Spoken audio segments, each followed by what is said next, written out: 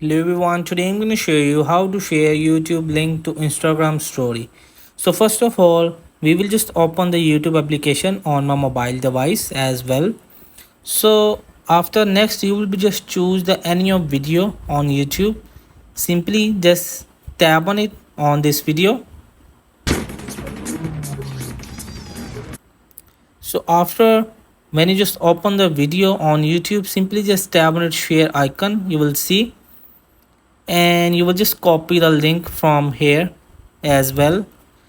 Just go back and just find in the Instagram application, open it as well, and just move in the right bottom corner option is the profile icon, and you will see is the top your profile picture is the plus icon. Just tap on it as well and just tap on it create story.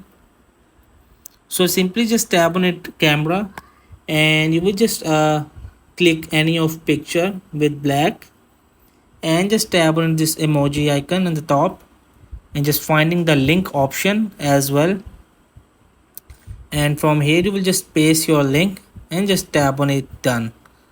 So now you will just tap to share it, the right bottom corner option. So in this way you will just have to share YouTube link to Instagram story. So hope this video helped you. Please don't forget to like and subscribe and get notified for more videos.